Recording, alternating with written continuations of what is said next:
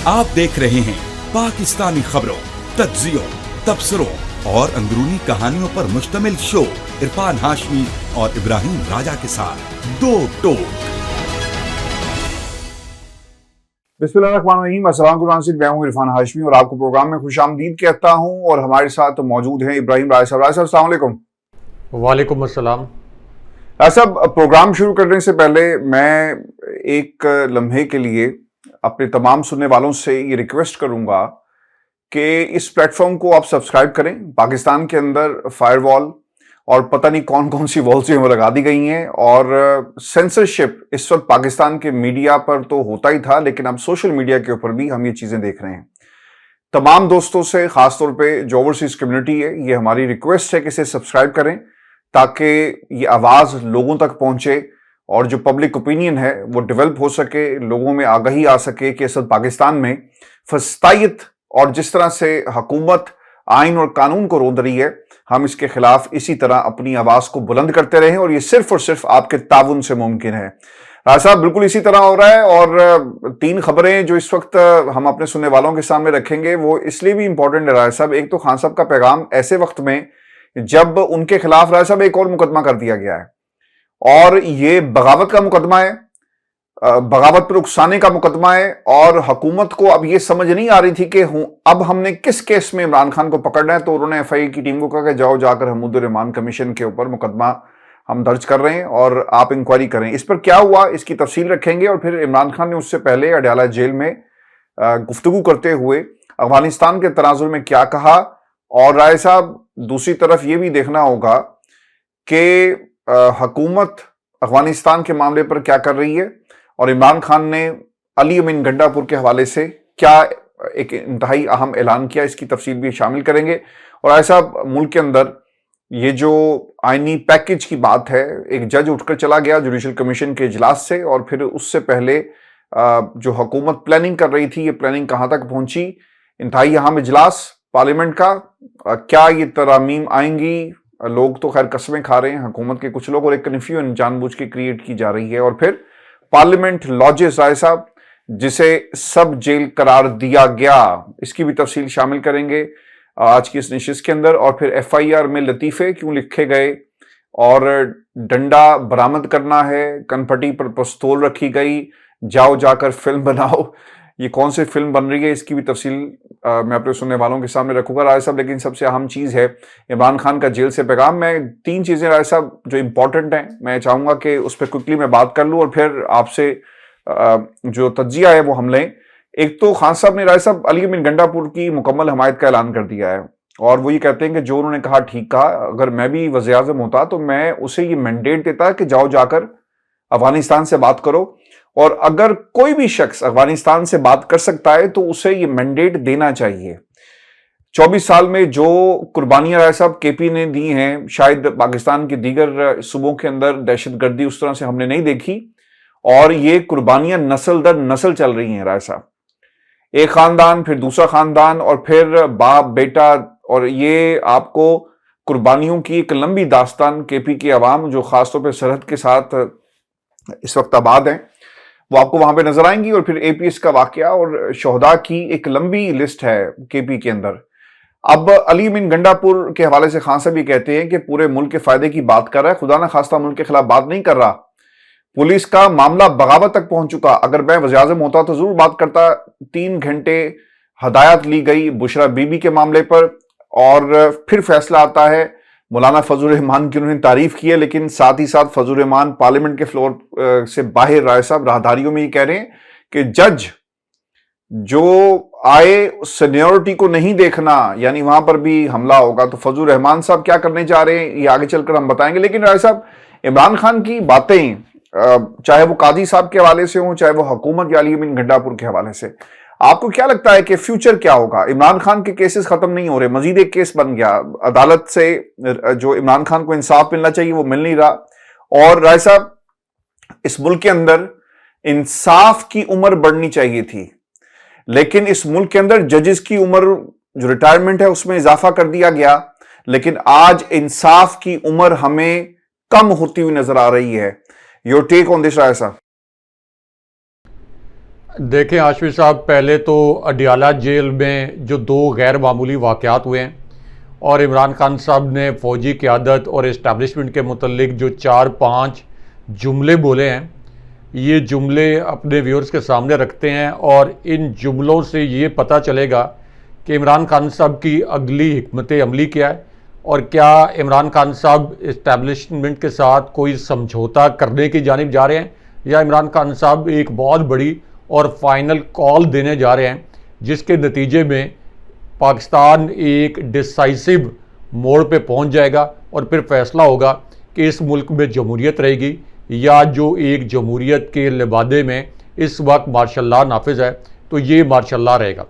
क्योंकि इमरान खान साहब ने ये इंकशाफात एन उस वक्त किए हैं जब खान साहब को ये पैगामात पहुँचाए गए फैसल वाउडा जैसे इस्टेब्लिशमेंट के जो एजेंट्स हैं कि खान साहब की जान ली जा सकती है, और फिर अलीमा खान साहिबा ने ये बताया कि 4 हफ्ते पहले एक प्लान बना है इमरान खान साहब को जेल के अंदर मारने का और ये प्लान उसी तरह एग्जीक्यूट किया जाएगा अलीमा खान साहिबा के अल्फाज के मुताबिक जैसे मोहम्मद मुर्सी को जेल के अंदर मारा गया था। लेकिन इसके बावजूद आज इमरान खान साहब की जो मीडिया टॉक हुई है उसमें बराह रास्त उन्होंने इस्टेब्लिशमेंट की क़यादत को मुखातिब किया और उसके बाद इमरान खान साहब ने यह कहा कि तारीख़ में ये पहली मरतबा नहीं है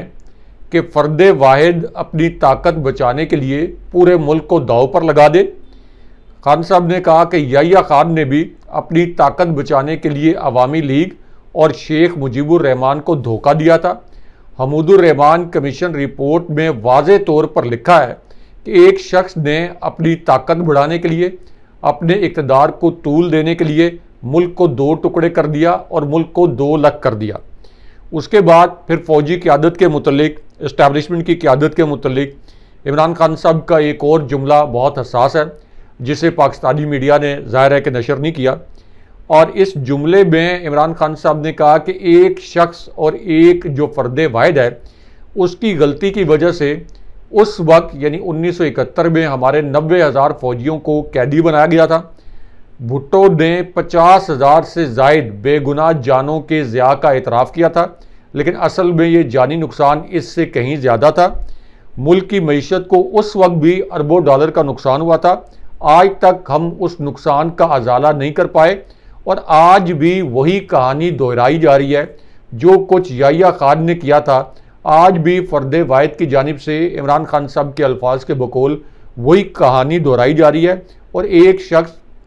अपनी ताकत को बढ़ाने और अपने इक़्तिदार को तूल देने के लिए इस निज़ाम की जड़ों में बैठ गया है, इस निज़ाम को तबाह कर रहा है। पुलिस के इदारे को तबाह किया जा रहा है, पुलिस को मुकम्मल तौर पर सियासी कर दिया गया है, यहाँ तक कि अदालती निज़ाम को भी एक शख्स तबाह कर रहा है और अदालती निज़ाम को यरगमाल बना लिया गया है। उसके बाद इमरान खान साहब ने ये अल्फाज भी बोले कि इस वक्त मुल्क में याहिया खान पार्ट 2 है। याहिया खान ने मुल्क की सबसे बड़ी सियासी जमात के ख़िलाफ़ ऑपरेशन किया था और अब एक मरतबा फिर पाकिस्तान की जो सबसे बड़ी सियासी जमात है यानी PTI उसके ख़िलाफ़ एक मरतबा फिर ऑपरेशन किया जा रहा है। अब उसके बाद हाशमी साहब 2-3 चीज़ें और 2-3 जुमले जो इमरान खान साहब के मज़ीद अहम थे वो भी इसलिए बहुत अहम है कि इमरान खान साहब से अली अमीन गंडापुर के मुतल्लिक एक क्रिटिकल सवाल किया गया और इस सवाल में ये पूछा गया कि क्या वाकई अली अमीन गंडापुर को इस्टेब्लिशमेंट ने उठाया था, क्योंकि अली अमीन गंडापुर साहब ने ख़ुद अपने मुंह से ये नहीं कहा कि मुझे इस्टेब्लिशमेंट ने उठाया था, लेकिन ज़ाहिर है कि जिस तरह की तकरीरें KP में हुई हैं और जिस तरह से ISI के किरदार पर सवालात उठाए गए हैं तो उससे ये तासुर मिलता है कि अली अमीन गंडापुर साहब को इस्टेब्लिशमेंट ने ही अपनी तहवील में लिया था। अब इस पर इमरान खान साहब से सवाल किया गया तो खान साहब ने कहा कि हाँ, अली अमीन गंडापुर को इस्टेब्लिशमेंट ने उठाया और कौन इस मुल्क में लोगों को उठाता है। अली अमीन गंडापुर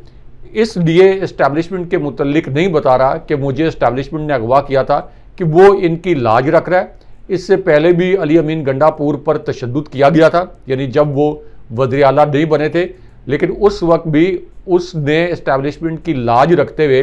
या नफ़रतें ना फैलाने का फ़ैसला करते हुए उस वक्त भी अली अमीन गंडापुर ने अपनी तशद्दुद की ये जो पूरी रुदाद है ये नहीं सुनाई थी। उसके बाद एक दिलचस्प फिक्रा और एक दिलचस्प सूरत-ए-हाल ये पैदा हुई अडियाला जेल में, जब एक सहाफ़ी ने शहबाज शरीफ के मुतल्लिक सवाल किया और शहबाज शरीफ को वज़ीर-ए-आज़म कह दिया। तो इस पर इमरान खान साहब ने ये अल्फाज बोले और ये जुमला बोला कि शहबाज शरीफ को वज़ीर-ए-आज़म कहने का कोई फ़ायदा नहीं है, वो हर चीज़ के लिए एनओसी लेता है, यानी इस्टेब्लिशमेंट से एनओसी लेता है, और कल क्या पता इस्टेब्लिशमेंट शहबाज शरीफ को भी गायब कर दे और शहबाज शरीफ भी नज़र ना आए। तो इसके ऊपर भी बड़े कहके लगे।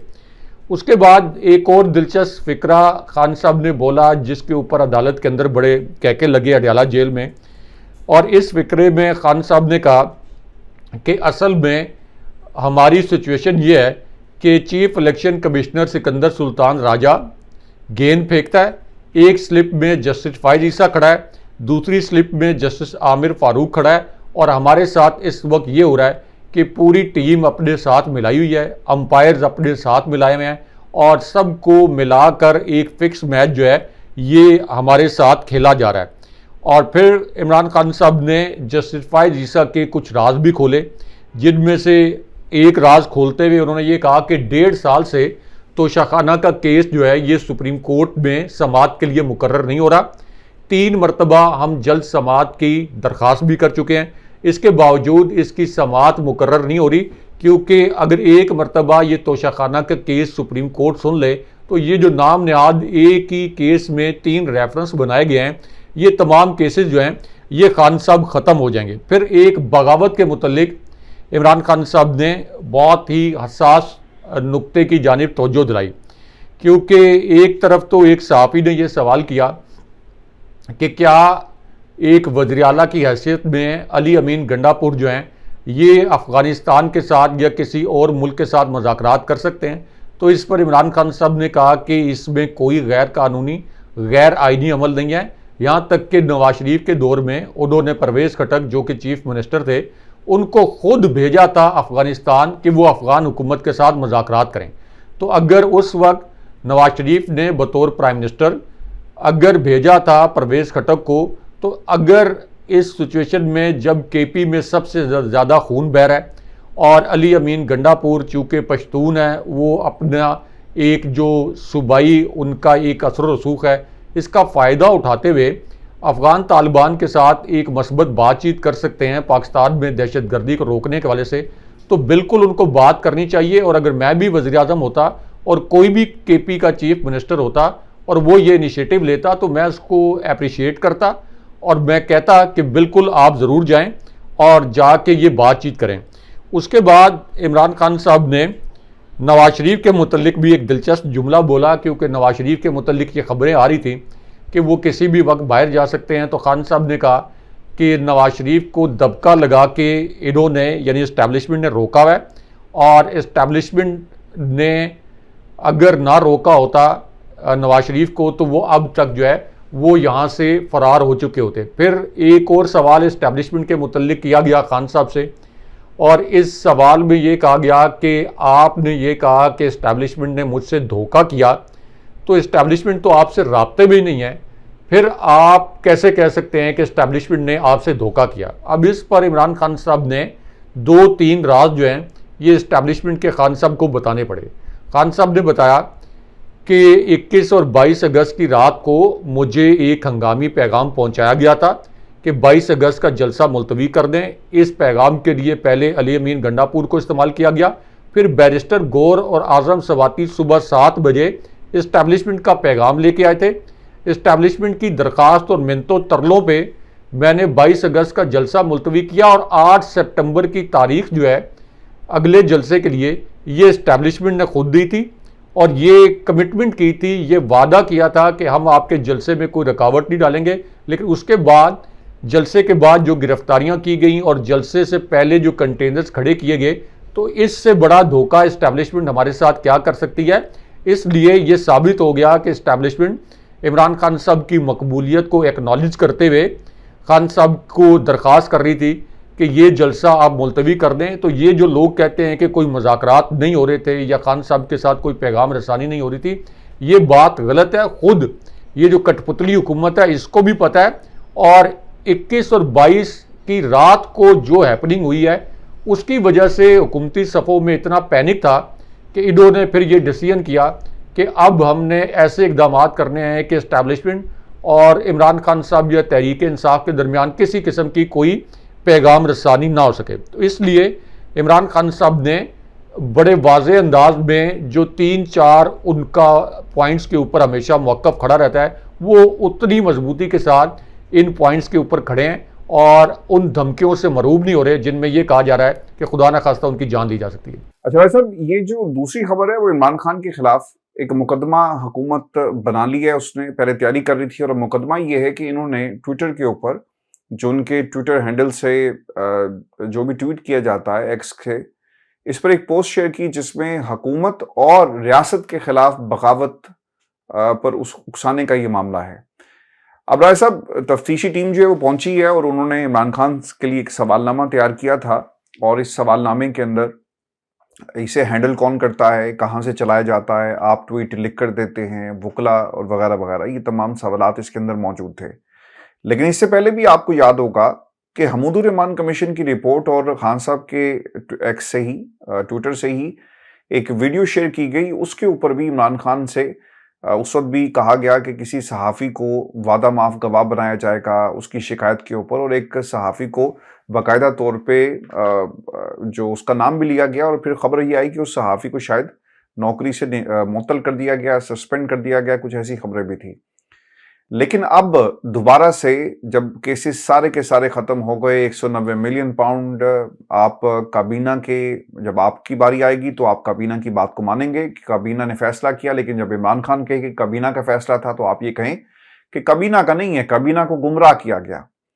अच्छा, फिर उसके साथ साथ तोशा खाना जो केस है बाकी सब का माफ़ कर दें, लेकिन इमरान खान का मामला FIA के हवाले कर दें और कहें कि इसके ऊपर भी तफसील से जो है वो इंक्वायरी होगी और FIA इस बात का तयन करेगी कि ये केस जो है वो ख़त्म होना है या नहीं होना। रासिब, ये हुकूमत क्या करना चाह रही है? इमरान खान के खिलाफ एक मुकदमा, फिर दूसरा, अब आप हमूदुर रहमान कमीशन की रिपोर्ट की अगर बात करें और रियासत के हवाले से, तो इसमें एक चीज़ हमें याद रखनी चाहिए कि जब ये मामला पाकिस्तान की अदालतों में जाएगा तो ये सवाल ज़रूर किया जाएगा कि ये आपने जो इल्ज़ाम इमरान खान पर लगाया या उनके ऊपर जो इल्ज़ाम है, हमूदुर रहमान कमीशन रिपोर्ट में क्या लिखा गया। ये रिपोर्ट, कमीशन की रिपोर्ट आज तक मंजर-ए-आम पर नहीं आई ऑफिशियली। वैसे तो बहुत कुछ चीज़ें मौजूद हैं, पूरी की पूरी रिपोर्ट आप पढ़ सकते हैं। लेकिन राय साहब, जब साइफर में भी इसी तरह की सिचुएशन थी कि तफ्तीशी ने साइफर को देखा, साइफर रिकॉर्ड पर मौजूद है नहीं है, वहां पर जाकर प्रोसिक्यूशन क्या कहेगी कि हमूदुर रहमान कमीशन रिपोर्ट बंद है, रिकॉर्ड पर मौजूद नहीं है। किस तरह देखते हैं इस फैसले को और जो इमरान खान के खिलाफ मजीद इसी किस्म के फैसलों की जो तैयारी की गई राय साहब? क्योंकि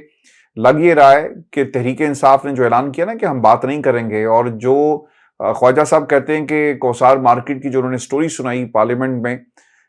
वो सब इशारे हैं कि पाकिस्तान की इस्टेब्लिशमेंट और इमरान खान के दरमियान बात कभी भी नहीं होगी। और आइनी तरमीम जो पैकेज लाया जा रहा है और जिस अंदाज में आइन में तरमीम करके एक्सटेंशन की जो इस वक्त बाज़गश्त है पार्लियामेंट के फ्लोर के ऊपर और जो पैकेज की तैयारी की जा रही है, इसके बाद तो ऐसा मेरा ख्याल है कि ये एक तरह से गेम जो है वो ओवर हो चुकी है। देखें हाशमी साहब, एक तो इमरान खान साहब के ख़िलाफ़ जो बगावत का मुकदमा दर्ज करने की बात की जा रही है और ये कहा जा रहा है कि इमरान खान साहब ने रियासत को धमकियां दी, तो अगर इस बुनियाद पर मुकदमा दर्ज किया जाना है, जो कि एक बेज़रर सी ट्वीट थी और जिसका कोई वीडियो एविडेंस नहीं है और ये एविडेंस भी नहीं है। नहीं डॉक्टर साहब, मुकदमा दर्ज हो गया है। नहीं, मुकदमा उन्होंने दर्ज कर लिया है। जो बगावत के इन्होंने आर्टिकल लगाने हैं, मैं उसकी बात कर रहा हूँ। तो एक तो वीडियो एविडेंस जो है, इसके मुतल्लिक तो कोई वीडियो एविडेंस नहीं है, कोई दस्तावेजी सबूत भी नहीं है और ये एक बेज़रर सा ट्वीट है। दूसरा ये कि इमरान खान साहब तो जेल में हैं, जेल में ना उनको फ़ोन की सहूलत मैसर है, ना उनको इंटरनेट की सहूलत मैसर है। तो इसलिए अगर इमरान खान साहब के अकाउंट से कोई ऐसी अगर ट्वीट होती भी कि जिसके अंदर रियासत से बगावत का कोई एलिमेंट शामिल भी होता, तो तब भी इमरान खान साहब के ख़िलाफ़ ये मुकदमा किसी भी अदालत के अंदर नहीं ठहर सकता था। इमरान खान साहब कह सकते थे कि मैं तो जेल में हूँ, मैं कैसे ट्वीट कर सकता हूँ। तो इमरान खान साहब के अकाउंट से जो ट्वीट हुआ है, पहली बात तो ये है कि ये बगावत के ज़ुमरे में आता नहीं। हाँ, अगर बगावत की जो डेफिनेशन तय की गई है उसके ज़ुमरे में किसी के खिलाफ ठोस वीडियो एविडेंस मौजूद है, ऑडियो एविडेंस मौजूद है, दस्तावेजी सबूत मौजूद है, तो उसमें सबसे बड़े कल्प्रेट हैं नवाज शरीफ, जिन्होंने तकरीर में कहा गुजरांवाला में कि मेरे सीने में कारगिल के राज छुपे हुए हैं और मैं पूरी दुनिया को बताऊंगा, ये तासुर देते हुए कि कारगिल की जंग जो है ये पाक फौज ने छिड़ी थी। और फिर इंडियन मीडिया ने इसको कई दिन तक हेडलाइंस में चलाया। उसके बाद अगर वीडियो एविडेंस के साथ दस्तावेजी सबूत मौजूद है कि फ़ौज के ख़िलाफ़ और रियासत के ख़िलाफ़ सबसे बड़ी बगावत और साजिश किसने की, तो 2 आर्मी चीफ्स की गवाही है। पाकिस्तान के अंदर तो यही समझा जाता है ना बदकिस्मती से पिछले 76 साल से कि जो आर्मी चीफ है बस वही वो है। ये आज से नहीं है, 76 साल से ये निज़ाम चल रहा है। तो 2 आर्मी चीफ्स ने ये गवाही दी। नंबर 1 साबिक आर्मी चीफ जनरल राहिल शरीफ और उसके बाद साबिक army chief general retired Qamar Javed Bajwa. उनके साथ आर्मी चीफ कहते हुए भी बड़ा नामुनासिब लगता है और शर्म आती है उनके साथ ये लफ्ज़ ये बोलते हुए कि army chief general retired Qamar Javed Bajwa. बहरहाल उन्होंने भी और जनरल राहिल शरीफ दोनों ने ये कहा कि पाकिस्तान की तारीख की रियासत के ख़िलाफ़ और इसी तरह फ़ौज के ख़िलाफ़ जो बदतरीन बगावत थी ये डॉन लीग्स थी। और डॉन लीग्स की मास्टरमाइंड कौन थी? ये डॉन लीग्स की इंक्वायरी की रिपोर्ट पढ़ लें। डॉन लीग्स की मास्टरमाइंड थी मरियम नवाज़, और मरियम नवाज़ के सियासी उस्ताद परवेज़ रशीद को इस्तेमाल किया गया, तारिक फ़ातमी को इस्तेमाल किया गया। तारिक फ़ातमी इससे पहले अमेरिका में पाकिस्तान के सफ़ीर भी रह चुके थे, उनके ज़रिए लॉबिंग भी की गई। इसी तरह परवेज़ रशीद के जो कि हमेशा उनका नज़रिया फ़ौज मुखालिफ रहा है, पीपल्स पार्टी के दौर से, PSF के दौर से, जब उनको पीपल्स पार्टी ने दोबारा कबूल नहीं किया, नून लीग में शामिल हुए और उसके बाद से वो नून लीग की सफ़ों में फ़ौज मुखालिफ जो है एक किरदार के तौर पर पहचाने जाते हैं। तो अगर किसी के ऊपर रियासत मुखालिफ मुकदमा, जो मैं कहता हूँ कभी भी किसी पर भी नहीं होना चाहिए, कोई बगावत का एलिमेंट या बगावत के आप कह लें कि इल्ज़ाम में किसी के ऊपर मुकदमा नहीं होना चाहिए, क्योंकि ये सारे इस्तेमार की ईजाद करदा तख्लीक करदा इस्तिलाहें हैं। लेकिन अगर इसकी डेफिनेशन मान ली जाए तो सबसे पहले नवाज शरीफ, फिर मरियम नवाज़, फिर परवेज़ रशीद, उसके बाद ख्वाजा आसिफ, जिनकी तकरीर का कई दफ़ा फ़ौज मुखालिफ तकरीर का हम हवाला दे चुके हैं। और फिर नीचे आप देख लें कि इरफान सिद्दीकी से लेकर नीचे एक पूरी लाइन है कि जिसमें से कोई एक शख्स भी शायद नहीं होगा नून लीग का जिसने फ़ौज के ख़िलाफ़ साजिश नहीं की। तो अगर ये कहा जाए कि इमरान खान साहब का ट्वीट फ़ौज की हुर्मत के ख़िलाफ़ था, फ़ौज की हुर्मत, रियासत की हुर्मत, रियासत के ख़िलाफ़ बगावत के मुतरादिफ था, तो फिर ये मान लें कि आप रियासत की हुर्मत को, फ़ौज की हुर्मत को या फ़ौज के वक़ार को, रियासत के वक़ार को सियासी मकासद के लिए इस्तेमाल कर रहे हैं इमरान खान साहब के ख़िलाफ़। तो इसलिए ना तो ये मुकदमा बनता है, ना ये मुकदमा कहीं खड़े हो सकता है। लेकिन राना सनाउल्लाह ने जो बात की थी कि हमारी पूरी कोशिश होगी, यानी अदालतों के अंदर ये केसेस चले ना चलें, अदालतें फैसले दें ना दें, हमारी पूरी कोशिश होगी कि हम इमरान खान के ख़िलाफ़ एक के बाद एक नया केस बनाएं और इमरान खान को जेल से बाहर ना आने दें। इसलिए UN वर्किंग ग्रुप ने अपनी रिपोर्ट में ये मेंशन किया था कि इमरान खान साहब एक मनमाने फैसले के तहत जेल में हैं, ये किसी कानूनी प्रोसेस के तहत जेल में नहीं है। जहाँ तक आपने बात की ISI के कोसार कॉम्प्लेक्स के मुतल्लिक जो कि इस्लामाबाद में है, तो हाशमी साहब जो एक मुंतखब वज़ीर आला हैं, अली अमीन गंडापुर, पाकिस्तान के वाहिद मुंतखब वज़ीर आला, इनके मुतल्लिक अब पाकिस्तान का वज़ीर दिफा जो 2 मरतबा इलेक्शन हारा, इस्टेब्लिशमेंट की मदद से जीता, वो पार्लियामेंट के फ्लोर पे खड़े होकर ये कह रहा है डिटाई के साथ पूरी दुनिया में हमारी एजेंसियों को बदनाम भी कर रहा है। वो खुद कह रहा है कि एक मुंतखब वज़ीर आला को ISI का जो कोसार कॉम्प्लेक्स है यहाँ पे रोका गया, सारी रात अली अमीन गंडापुर को यहाँ पे रखा गया और अली अमीन गंडापुर ने यहाँ पे अपनी तकरीर पर मादरत की और तासुर ये दिया ख्वाजा आसिफ ने कि अली अमीन गंडापुर साहब को इतना तशद्दुद का निशाना बनाया गया कि उनको अपनी तकरीर पर मादरत करना पड़ी। अच्छा, एक तो अली अमीन गंडापुर साहब का मौक़िफ़ इस पर आ चुका है कि वो कभी भी अपनी तकरीर के अल्फाज से पीछे नहीं हटेंगे, लेकिन अगर उन पर कुछ 40-50 लोगों ने तशद्दुद करके को मादरत जैसे अल्फाज के अलवा भी लिए, तो इसमें कौन सी बहादरी है या इसमें कौन सी अली अमीन गंडापुर की बुज़दिली है। लेकिन ख्वाजा आसिफ का आप सियासी इंटेलेक्ट देखें कि पूरी दुनिया को इन्होंने बता दिया है पार्लियामेंट के फ्लोर से वजीर दिफा ने, जिसके नीचे ISI, जिसके नीचे सेक्रेटरी दिफा, जिसके नीचे फौज असल में काम करती है, उस वजीर दिफा ने पूरी दुनिया को बता दिया है कि पाकिस्तान की एक एजेंसी ISI ने एक मुंतखब वज़ीर आला को उठाया था, उसके ऊपर तशद्दुद किया। तो आप अब ज़रा कंपैरिजन कर लें अली अमीन गंडापुर साहब का और ख्वाजा आसिफ के कंडक्ट का, कि अली अमीन गंडापुर साहब ने कहा कि मैं इस्टेब्लिशमेंट की लाज रखते हुए, जो मुझ पर पहले भी तशद्दुद हुआ था, ना मैंने अपनी अहलिया को बताया, ना अपने बच्चों को बताया, ना खान साहब को बताया कि मेरी इस्टेब्लिशमेंट, मेरी फ़ौज के ख़िलाफ़ नफ़रतें ना पैदा हों, क्योंकि अगर वह मैं बता देता तो KP के अंदर एक नफ़रत की लहर पैदा होती। तो एक तरफ इतने ज़िम्मेदाराना, इतने मुहिब्बे वतन लीडर हैं कि इतना तशद्दुद बर्दाश्त करने के बावजूद, एक मुंतखब वज़ीर आला के तौर पर इस्टेब्लिशमेंट की तहवील में रहने के बावजूद, उन्होंने इस मुल्क के लिए, आप कह लें या वसीदर मफाद के लिए, उन्होंने कहा कि मैं इस पर बात नहीं करूँगा। हालांकि उनको बात करनी चाहिए थी, क्योंकि अगर बात नहीं करेंगे तो ये सिलसिला शायद कभी नहीं रुकेगा। लेकिन उसके बावजूद उन्होंने गुडविल में बात नहीं की और ख्वाजा आसिफ ने फौज को और PTI के लोगों को आमने सामने पूरे तरीके से खड़ा करने के लिए ये पार्लियामेंट के फ्लोर पे कहा कि ISI के कोसार कॉम्प्लेक्स में रखा गया और इंटरनेशनल मीडिया ने इसको रिपोर्ट किया। इससे आप अंदाज़ा लगा लें कि इन जायलों का क्या पॉलिटिकल इंटेलेक्ट है, इनका क्या सियासी विजन है। तो चूंकि इस्टेब्लिशमेंट ने ख्वाजा आसिफ को जितवाया है 2 मरतबा धांधली करवा के, तो इसलिए ख्वाजा आसिफ को कान पकड़वाने चाहिए इस्टेब्लिशमेंट को कि अली अमीन गंडापुर ने नहीं बताया जिस पे हमने तशद्दुद किया था, और तुम जो है वो चौथी जगह पूरी दुनिया को बता रहे हो, हमें बदनाम कर रहे हो। तो ये है हाशमी साहब, ये ख्वाजा आसिफ ने अपनी सियासी पॉइंट स्कोरिंग के लिए ISI की साख के ऊपर इंटरनेशनल लेवल पर, पाकिस्तान में तो खैर ISI की साख पर अदालतें सवालात उठा रही हैं, इंटरनेशनल लेवल पर कितने सवालात खड़े करवा दिए। डॉक्टर साहब, इस्लामाबाद से खबर ये है कि पार्लियामेंट का इजलास और फिर जजेस के लिए जो आईनी तरमीम वाला मामला है, अब इसे हतमी शक्ल दे दी गई है और बताया जा रहा है कि जजेस की रिटायरमेंट की उम्र जो है वो 68 साल करने की तजवीज़ आई है। इसके साथ साथ जो सब नंबर्स हैं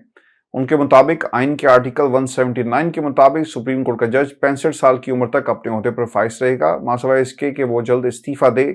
या आइन के मुताबिक ओहदे से हटा दिया जाए। आइन के आर्टिकल 195 के मुताबिक हाई कोर्ट का जज 62 साल की उम्र तक अपने ओहदे पर फाइज रहेगा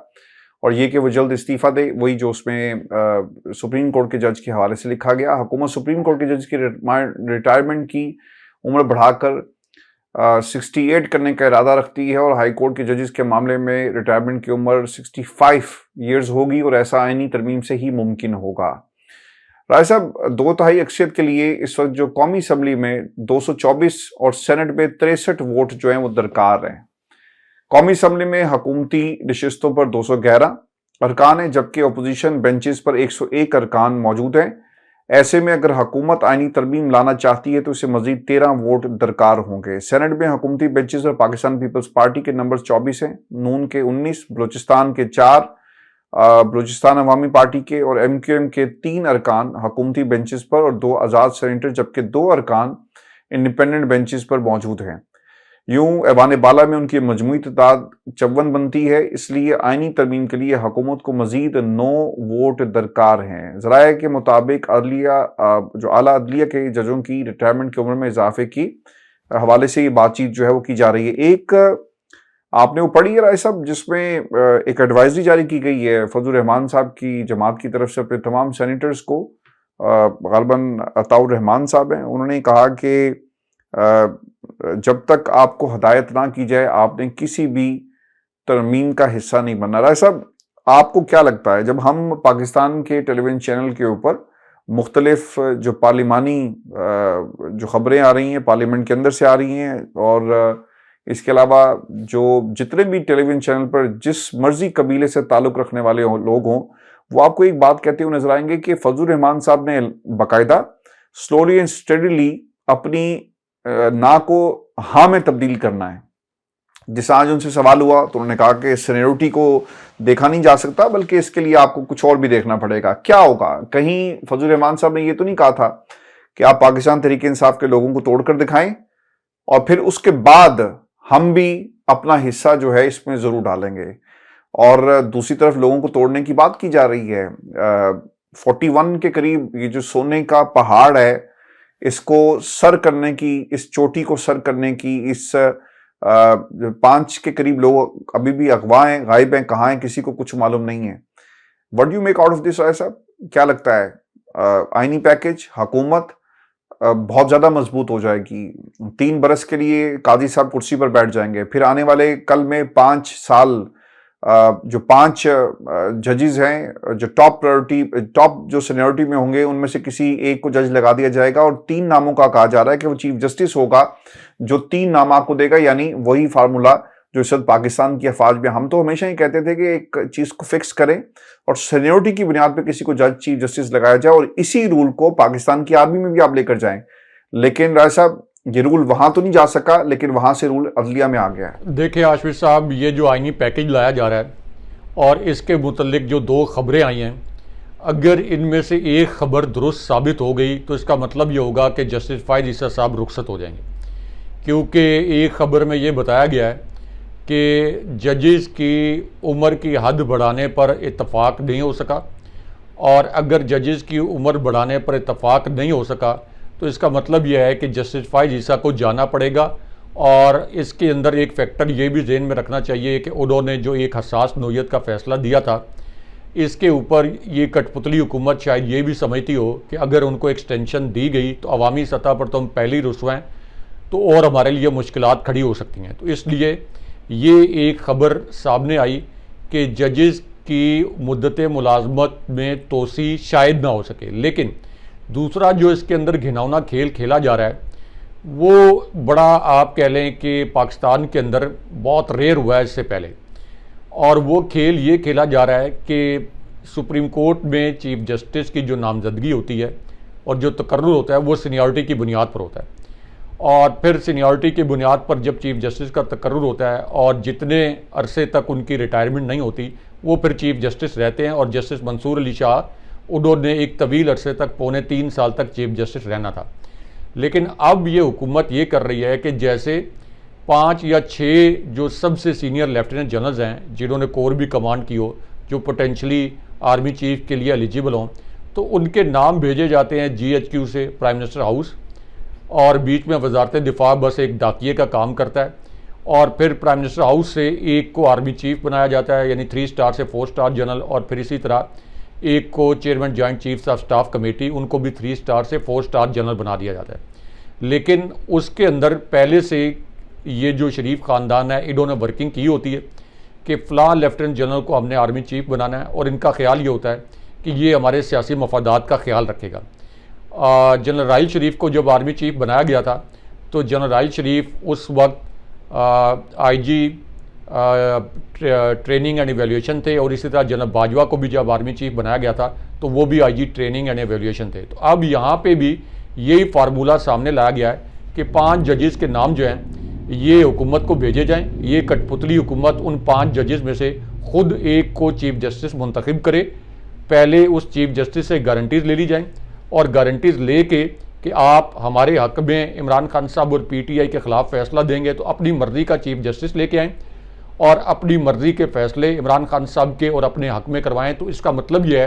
कि ये इस कठपुतली हुकूमत को अपनी बका के मुतल्लिक शदीद ख़तरात लाकें। इसलिए अब ये कठपुतली हुकूमत अपना चीफ जस्टिस लाना चाहती है, जिस तरीके से इन्होंने अपना चीफ इलेक्शन कमिश्नर लेके आए, बाकी तमाम इदारों में अपने सरबराहान का तकर्रुर किया, तो ये अब सुप्रीम कोर्ट का निज़ाम भी तबाह कर रहे हैं।